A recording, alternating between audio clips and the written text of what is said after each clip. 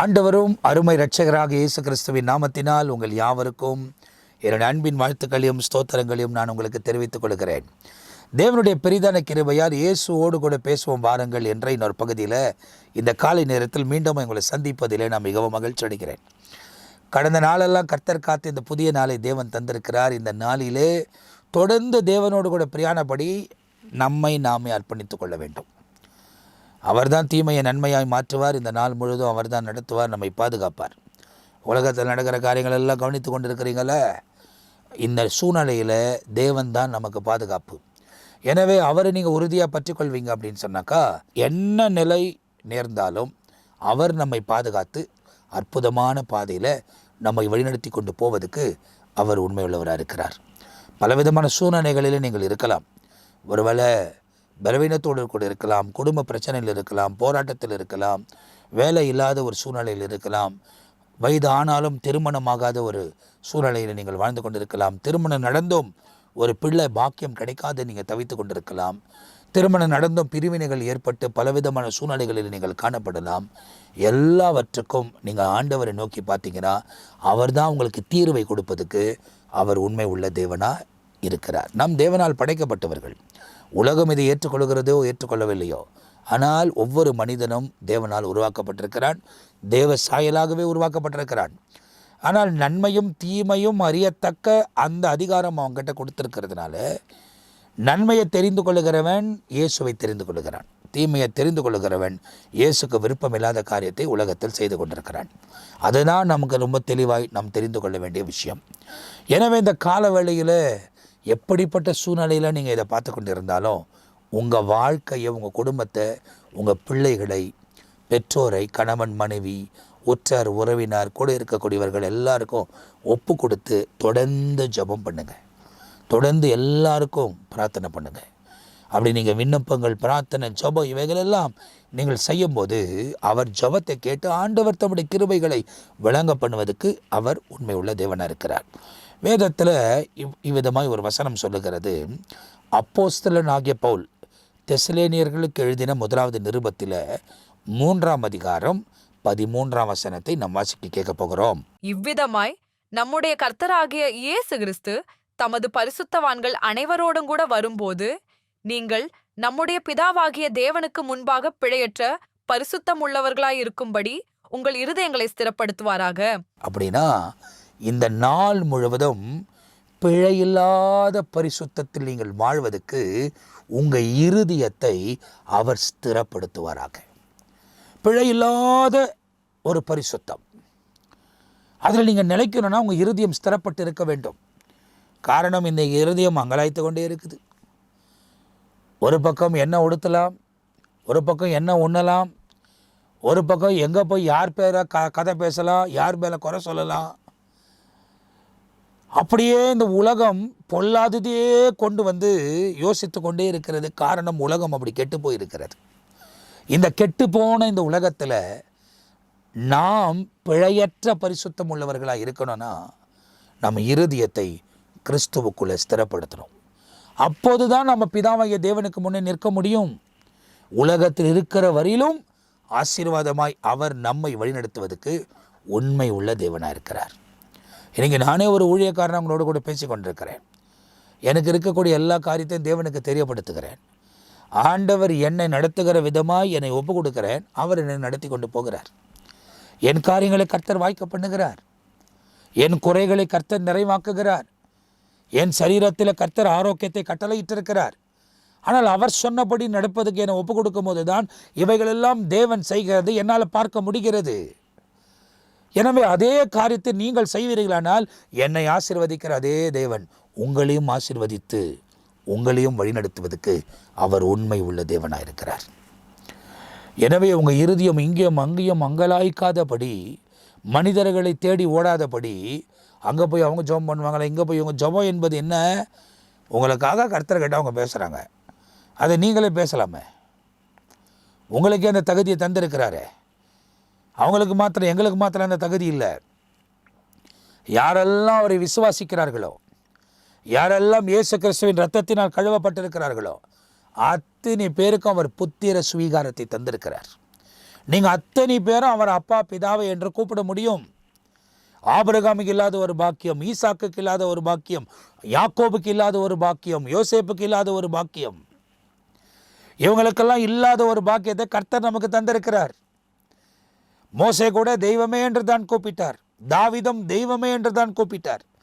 ஆனால் நமக்கு அப்பா என்று கூப்பிடக்கூடிய ஒரு புத்திர ஸ்வீகாரத்தை கர்த்தர் தந்திருக்கிறார். அப்போது நமக்கே அந்த அதிகாரத்தை நாம் பெற்றிருக்கும் போது நம்ம எதுக்கு மற்றவர்களை தேடி அலைந்து கொண்டு இருக்க வேண்டும்? ஒரு சில நேரத்தில் நீங்கள் குழப்பம் அடைகிற நேரத்தில் உங்களை வழிநடத்துகிற ஊழியர்கள் இருப்பாங்க, அவங்ககிட்ட போய் கேட்குறது நல்ல விஷயந்தான். நீங்கள் தெரிந்து கொண்டு முடிவெடுக்காத நேரங்களில், முடியாத நேரத்தில்.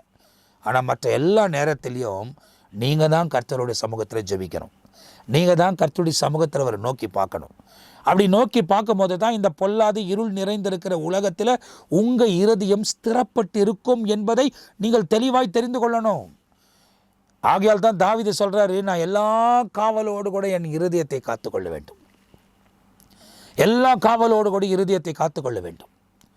அப்போ நீங்கள் பைபிளில் வாசிக்க வாசிக்க வாசிக்க இருதயத்துக்கு எப்படி காவலை உண்டு பண்ணுகிறது என்பதை குறித்து வேதாகமத்தில் பல காரியங்கள் நமக்கு எழுதப்பட்டிருக்கிறது. ஆகையால் தான் பைபிள் சொல்லுகிறது, இரவும் பகலும் இதில் வாசிக்கிற தியானமாக இருக்கிற மனுஷன் பாக்கியவான். இரவும் பகலும் தேவனோடு கூட நடக்கவும் வாழ்க்கை நீ ஒப்பு கொடுப்பாயானால் நீ பாக்கியவானாக இருக்க போகிற, பாக்கியவதியாக இருக்க போகிற.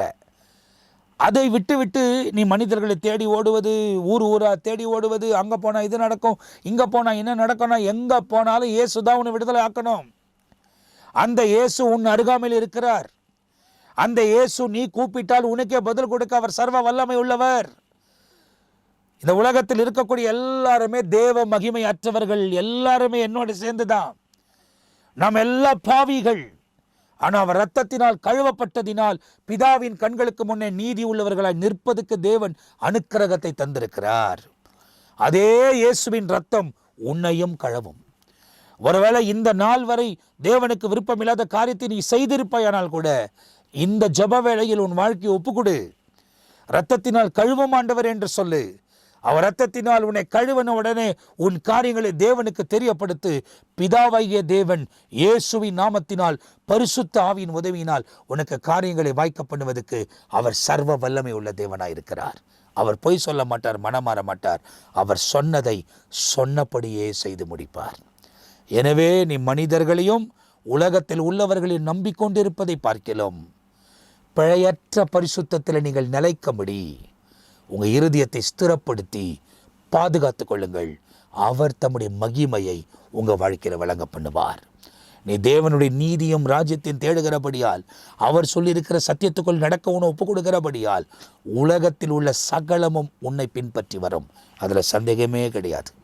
எனவே தேவனோடு இணைந்திருங்கள். நிச்சயமாய் இயேசு உங்கள் வாழ்க்கையில் மேன்மையான காரியங்களை செய்வார். இந்த காலையில் நான் உங்களுக்காக ஜெபிக்க போகிறேன். நீங்களும் என்னோடு கூட இணைந்து ஜெபியுங்கள்.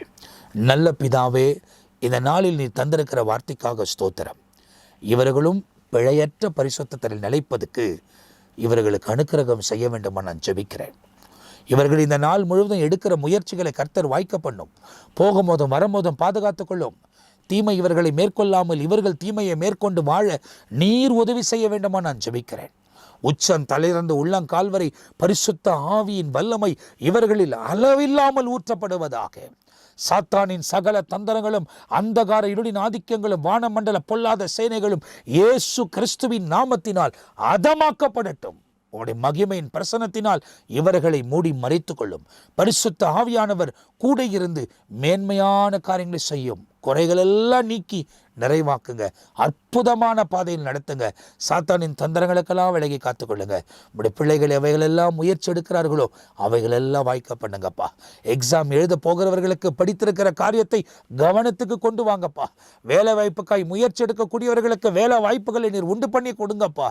ஆண்டவரே, திருமண காரியங்களுக்காக ஜெபிக்கிறவர்களுக்கு இந்த உலகத்தில் அவர்கள் இருக்கிற வரை நலமானதெல்லாம் அவங்க வாழ்க்கையில் விளங்க பண்ணி அந்த திருமண காரியமும் கைகூடி வர கர்த்தர் உதவி செய்வீராக. யாரெல்லாம் பலத்துக்காக ஆரோக்கியத்துக்காக ஜெபிக்கிறார்களோ அவர்களுக்கு அத்தனை பேருக்கும் இயேசுவின் நாமத்தில் ஆரோக்கியம் உண்டாகட்டும். அவங்களுக்கு சமாதானம் உண்டாயிருக்கட்டும். குடும்பம் முழுவதும் உம்மை பற்றி கொள்ள கர்த்தர் உதவி செய்யும். உங்கள் கிருபையின் கருத்துக்கொள்ள ஒவ்வொருவரையும் ஒப்புக் கொடுக்கிறேன். இந்த நாள் முழுவதும் உம்முடைய சமாதானமும் சந்தோஷமும் மனமகிழ்ச்சியும் அவர்கள் தங்கியிருக்கட்டும். உங்கள் நாமம் மகிமைப்படட்டும். எல்லா துதியும் எல்லா கனமும் எல்லா மகிமையும் உமக்கே செலுத்துகிறோம். இயேசு கிறிஸ்துவின் நாமத்தில் ஜெபிக்கிறோம் எங்கள் ஜீவனுள்ள நல்ல பிதாவே. ஆமேன், ஆமேன். பிரியமானவர்களே, இந்த நிகழ்ச்சி உங்களுக்கு ஆசீர்வாதமாக இருந்திருக்கும் என்று நான் நம்புகிறேன். தொடர்ந்து தேவனோடு கூட இணைந்து வாழுங்க. ஆண்டவர் உங்கள் வாழ்க்கையில் மேன்மையான காரியங்களை செய்வார். எனவே கிரேஸ் டெலிவிஷனில் தொடர்ச்சியாக நீங்கள் பார்க்கும்போது மரணத்த நிகழ்ச்சி, நித்திய ஜீவன் நிகழ்ச்சி, இந்த இயேசோடு கூட பேசும் வாருங்கள் என்ற நிகழ்ச்சி, சுவிசேஷம் என்ற நிகழ்ச்சி, இவைகளெல்லாம் உங்களுக்கு ஒளிபரப்பப்படுகிறது. அந்த நிகழ்ச்சியெல்லாம் பாருங்கள். தேவனுடைய ஊழியக்காரர்கள் ஒவ்வொரு நாள் காலையிலும் இந்த வார்த்தைகளை உங்களுக்குள் விதைக்குவதற்காகவே நேரத்தை ஒதுக்கி வந்து அவர்கள் கர்த்தருடைய வார்த்தைகளை விதைத்து கொண்டிருக்கிறார்கள்.